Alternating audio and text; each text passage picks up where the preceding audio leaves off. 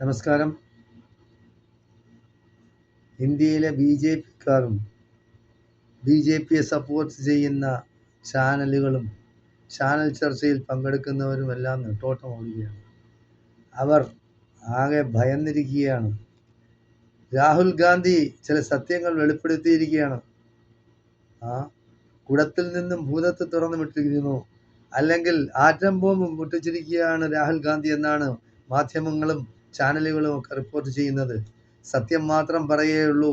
രാഹുൽ ഗാന്ധി കള്ളം പറയുന്ന മനുഷ്യനല്ല. അത് മാത്രമോ, രാഹുൽ ഇന്ന് ഇന്ത്യയിൽ ജീവിച്ചിരിക്കുന്ന രാഷ്ട്രീയക്കാരിൽ അധികാരത്തോട് അല്പമെങ്കിലും ആഗ്രഹമില്ലാത്ത ഒരു വ്യക്തി ഉണ്ടെങ്കിൽ അത് രാഹുൽ ഗാന്ധിയാണ്. രണ്ടാമത് പ്രിയങ്ക ഗാന്ധിയാണ്. അവർ രണ്ടുപേരും ഇന്ത്യക്കാരെ സ്നേഹിക്കുന്നു, ഇന്ത്യയെ സ്നേഹിക്കുന്നു, ഇന്ത്യയിലെ ജനാധിപത്യ സംവിധാനത്തെ സ്നേഹിക്കുന്നു. സോഷ്യലിസം വരണമെന്നും മതേതരത്വം നിലനിൽക്കണമെന്നും ജനങ്ങൾ തമ്മിൽ ഐക്യത്തോടെ സന്തോഷത്തോടെ അഭിവൃദ്ധിയോടെ കഴിയണമെന്നും ആഗ്രഹിക്കുന്ന എൻ്റെ ഭാഷയിൽ പറഞ്ഞ രണ്ട് കുട്ടികളായിട്ടേ പറയാക്കുള്ളൂ.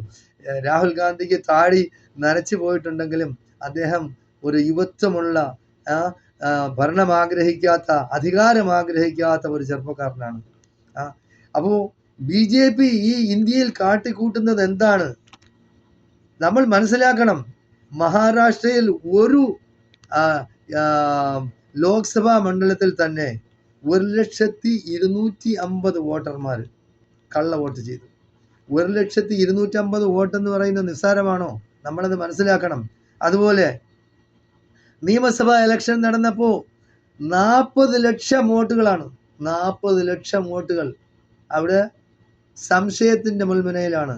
ആവശ്യം പോലെ, അതായത് ഇലക്ഷൻ കമ്മീഷനോട് വോട്ടർ പട്ടിക ചോദിച്ചപ്പോൾ അവരെടുത്തു കൊടുത്തത് 7 അടി പൊക്കമുള്ള ഒരു കെട്ടാണ്.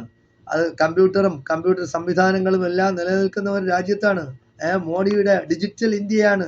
അല്ലെങ്കിൽ 2000 വർഷങ്ങൾക്ക് മുമ്പ് ഇന്ത്യ പ്ലെയിൻ ഉണ്ടാക്കിയിരുന്നു, എയറോപ്ലെയിൻ ഉണ്ടാക്കിയിരുന്നു എന്ന് പറയുന്ന കൂട്ടരാണ് മോഡിയും കൂട്ടരും. അപ്പോൾ നമ്മൾ മനസ്സിലാക്കേണ്ടത്, എങ്ങനെയായാലും തിരഞ്ഞെടുപ്പ് അട്ടിമറിക്കുക, ജനാധിപത്യത്തെ നശിപ്പിക്കുക, ഈ രാജ്യത്ത് ഏകാധിപത്യവും മതാധിപത്യവും നടത്തുക എന്നുള്ളതാണ് ബി ജെ പിയുടെയും സംഘപരിവാറിൻ്റെയും അജണ്ട.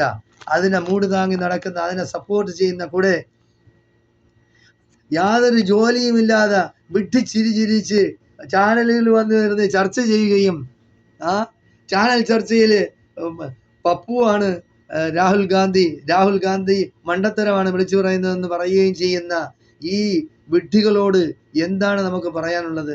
നമ്മളിനി സുപ്രീം കോടതിയാണ് ഇനി ആശ്രയിക്കാനുള്ളത്. സുപ്രീം കോടതി ചില തീരുമാനങ്ങൾ എടുത്തിട്ടുണ്ട്. എന്തായാലും ഇലക്ഷൻ കമ്മീഷനോട് ആവശ്യപ്പെട്ടിട്ടുണ്ട്. അതിൻ്റെ തീരുമാനം ഉടനെ ഉണ്ടാകും.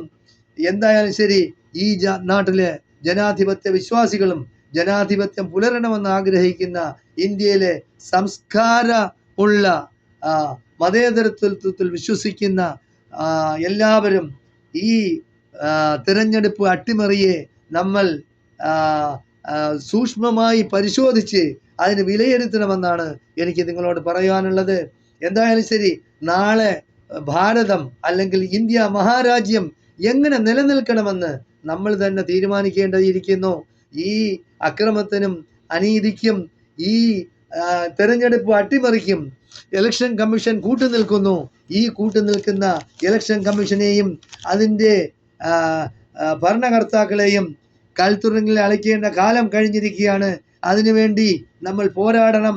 ജനങ്ങളെല്ലാം ഒറ്റക്കെട്ടായി ഇന്ന് കർണാടക ഇലക്ഷൻ കമ്മീഷൻ ഓഫീസിലേക്ക് കോൺഗ്രസ് മാർച്ച് നടത്തുകയാണ്. കോൺഗ്രസ് മാത്രമല്ല, ഈ നാട്ടിലെ എല്ലാ പ്രതിപക്ഷ കക്ഷികളും ഇടതുപക്ഷ കക്ഷികളും എല്ലാം ഒത്തുചേർന്ന് ഈ അനീതിക്കെതിരെ പോരാടണമെന്ന്, ഈ അസമത്വത്തിനെതിരെ പോരാടണമെന്ന്, ഈ തെമ്മാടിത്തരത്തിനെതിരെ പോരാടണമെന്ന് ഞാൻ നിങ്ങളോട് ആവശ്യപ്പെടുകയാണ്. നമുക്കെല്ലാം അതിനുവേണ്ടി ശ്രമിക്കാം. നാളെ ഒരു നല്ല ഭാരതം, നല്ല ഇന്ത്യ കെട്ടിപ്പടുക്കാൻ വേണ്ടി നമുക്കെല്ലാം ശ്രമിക്കാം. ഈ ലോകത്തിലെ ഏറ്റവും വലിയ ജനാധിപത്യ രാജ്യമായ ഇന്ത്യ എങ്ങനെയാണെന്നും ഇവിടെയുള്ള ജനങ്ങൾ എന്തുമാത്രം ഇന്ത്യയെ സ്നേഹിക്കുന്നുവെന്നും മോഡിക്കും കൂട്ടർക്കും മനസ്സിലാകുകയില്ല. ബ്രിട്ടീഷുകാർക്ക് മാപ്പെഴുതി കൊടുത്ത് രാഷ്ട്രീയം അവസാനിപ്പിച്ച മോഡിയും കൂട്ടരും ഇന്ത്യക്കാരെ, കോൺഗ്രസ്സുകാരെ ഈ ദളിതനെ, മുസ്ലിങ്ങളെ, ക്രിസ്ത്യാനികളെ, ഹിന്ദുക്കളെ ഒന്നും രാജ്യസ്നേഹം പഠിപ്പിക്കാൻ ശ്രമിക്കരുത് എന്ന് മാത്രമാണ് എനിക്ക് പറയാനുള്ളത്. നമ്മൾ ഈ രാജ്യത്ത് ജനാധിപത്യം നിലനിർത്തുന്നതിന് വേണ്ടി ഏതറ്റം വരെയും നമ്മൾ പോകണം. അതിനുവേണ്ടി നമ്മൾ ശ്രമിക്കണം. ജയ് ഹിന്ദ്.